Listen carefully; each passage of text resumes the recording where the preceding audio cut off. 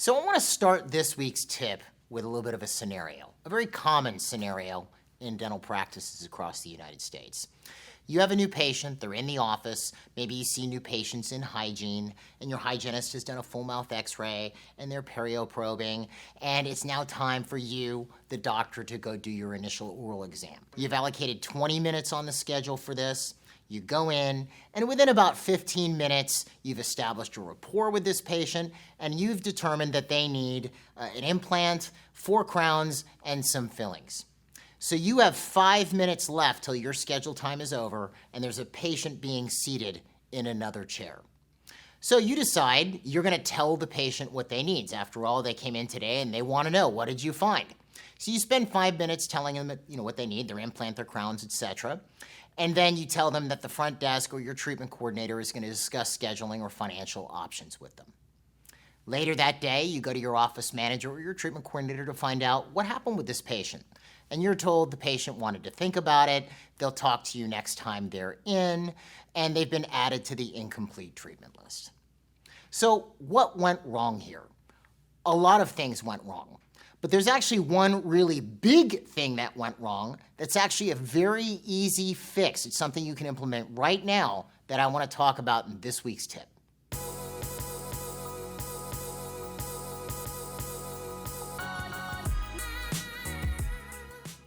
So what went wrong with that treatment presentation? What was the big thing I was talking about? It's actually very simple: inadequate time. Let me explain. If you look at how a dental schedule is constructed, for the average dentist, there's time built into the schedule to diagnose, and there's time built into the schedule to perform clinical treatment. So you have diagnosis time, exams, and you have treatment time, prepping crowns, etc. But there is little to no time actually built into the schedule to actually present the treatment plans, to sell, for lack of a better word, to actually get the patient to want the treatment that they need. And there is an organizational and a skill side to selling. There's an organizational side and skill. Skill is pretty obvious. Some people are really good at sales. They've been well trained and they understand sales. And some people are not. That's the skill side. What's the organizational side? That's scheduling, that's putting together treatment plan workups and determining insurance coverage and things like this. So that's the organizational side. You have skill and organization. So how does this play out? I could take the best salesperson in the world, and if I give them inadequate time to sell whatever it is that they're selling, they're not going to close it.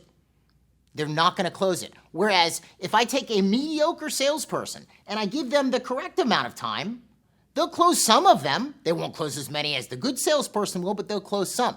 So if I were to just step back, not knowing that the good salesperson had no time and the mediocre one had adequate time, I would think that the mediocre salesperson was a better salesperson, because the mediocre person actually had the time to present the case. And here's the funny thing. Let me just throw this out to you. So that case I described in the introduction, the implant, 4 crowns, and the fillings, that's a roughly $10,000 plus minus case, depending on what your fee structure is at your practice. So let's say that patient's annual income was $60,000, all right?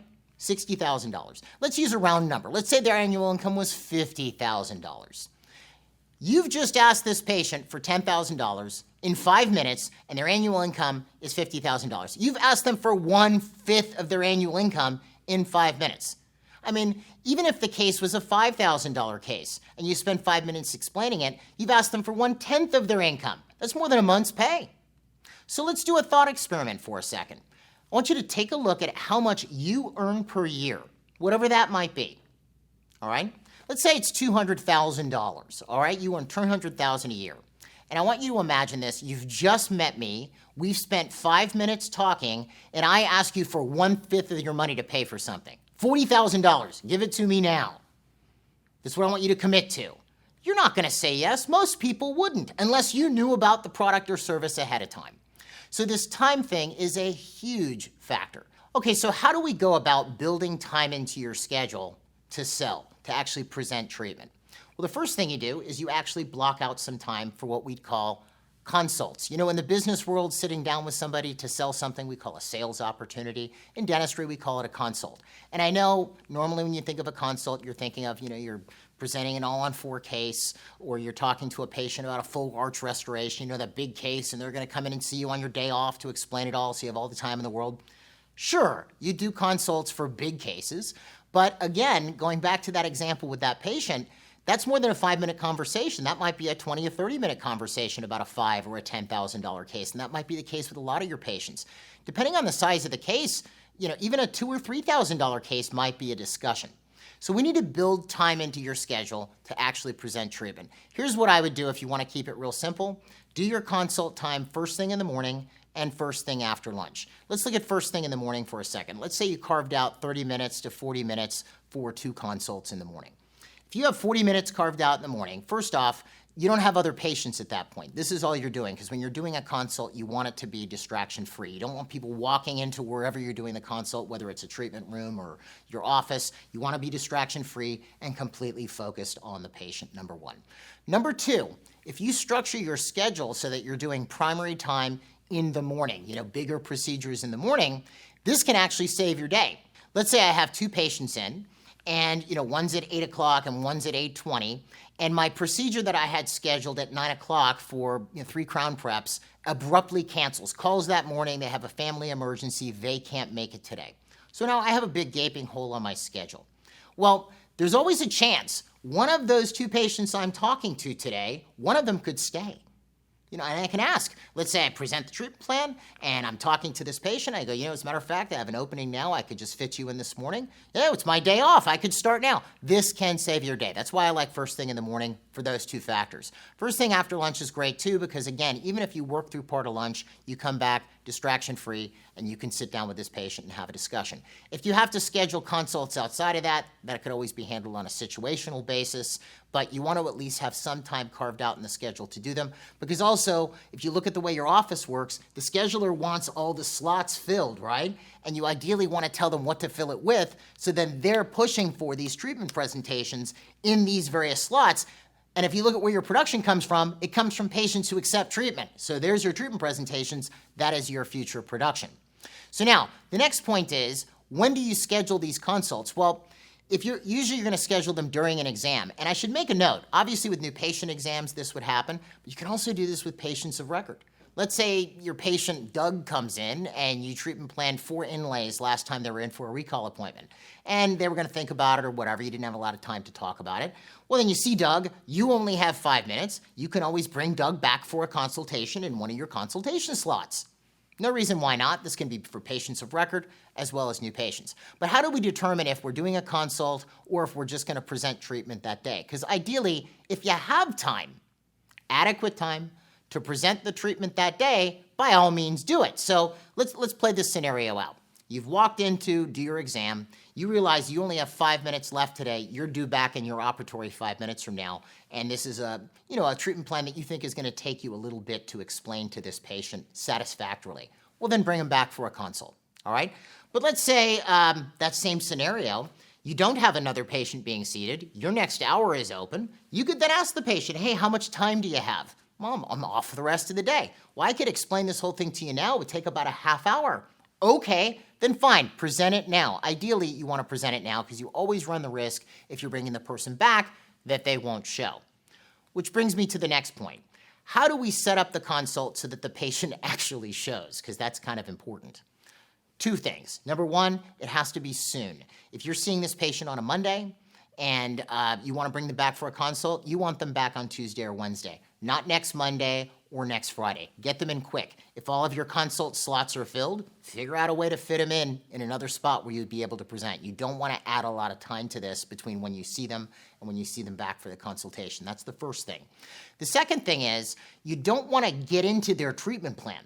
I've seen some doctors do this where they go, well, you need an implant, 4 crowns, and some fillings. Come in for a consult and I'll explain to you why. You will never see that patient again. They're gone, okay? Because remember, they don't really know you yet. Maybe they're a referral and they're a little bit more sold on your office. But if this patient came in via marketing, a postcard, pay-per-click, a newsletter, their connection to you is very minimal, very minimal.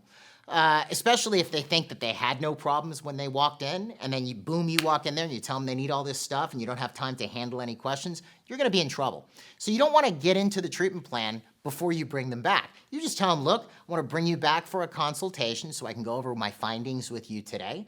I'm gonna take some time, review your x-rays, review my charting, come up with the exact method of treatment I wanna go about so that I can actually explain it to you. And this is an appointment when I bring you back for the consult where we're gonna sit and you have my time and my time alone. I can answer any of your questions, etc.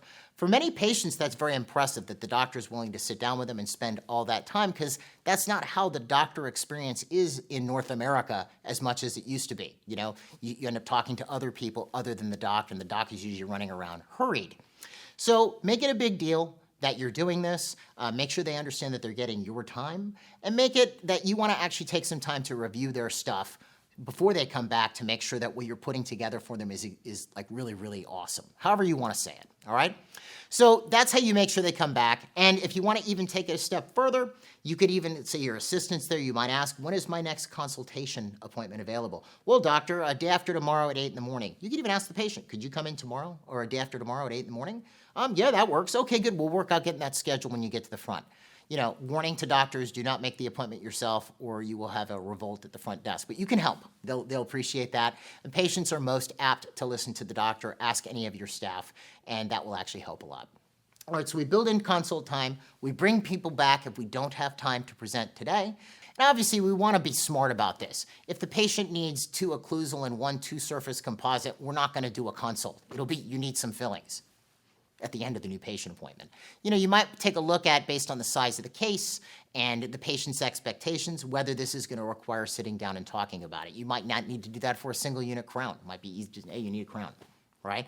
But this is up to you to decide, the doctor, as to when because you're the one who's going to end up doing the consultation, all right? So now, when you bring them back for the consult, now we're talking about sales skill. Obviously, this video is not going to give you a huge primer in sales skill. I will go over 5 things that you should cover in every consult that you do, but I do recommend if you want to get more sales skill, you can do 1 of 2 things. 1, attend the MGE communication and sales seminars.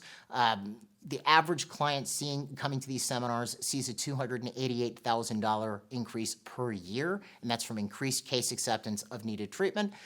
If you want to try something, maybe a baby step on the way to doing the sales seminars, you could also check out our online training platform, DDS Success. There is case acceptance or case presentation training rather in there, and if you want to get a free demo, you go to ddssuccess.com. I'll put the link below, and you can set up a free demo to check it out for yourself. All right, so now you're doing the consultation. What are the 6 things we're going to want to get into with this patient? Well, first thing we're going to want to go over is what you found. What did you find? And anything you can do to make this more real to the patient, if you have intraoral camera photos, anything you can show them, here's a missing cusp on a tooth, have them see it, okay? What is it you found, all right? Then you want to go over how you want to fix it. These are the procedures you want to do to fix this problem.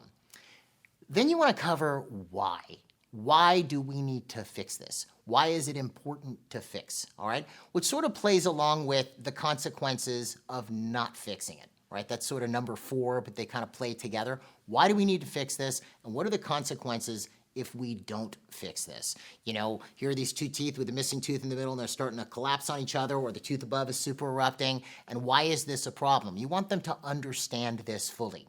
So we've covered those 4 things: what, how, why, and the consequences of not fixing it. The next thing you need to go over is the doctor. Get ready for this, is the cost. How much is this going to cost? Now, you might say, well, I'm the doctor. I don't talk about cost. This is a basic tenet of the MGE program. We talk about this over and over again. The patient's most apt to listen to the doctor. The doctor should tell the patient the cost. They could actually even do a little bit more. Even if all you do, you have your treatment coordinator in the room with you and you mention to the patient how much it costs, make sure they understand everything, and then the treatment coordinator goes and figures it out. That makes a huge impact. And the last thing that you're going to want to cover or make sure you do is answer any questions that they have, any concerns that they have. Make sure you make yourself available fully until that is done. Now, if you build this time in to your schedule and you actually spend some time doing this, even if you are not good at treatment presentation, you will see an increase in treatment acceptance by having adequate time. If you improve those sales skills, like I was talking about earlier, that's when you start to see this exponential growth in your practice. So that's about all I have for you this week. It's an easy fix. I hope it helped. Now, if you'd like to see more tips like this on a regular basis, make sure that you take a minute to subscribe to the channel and click the notifications bell so you hear about these tips when they come out. Otherwise, if you want to find out more about MGE, you can find us at mgeonline.com. We'll see you at the next tip.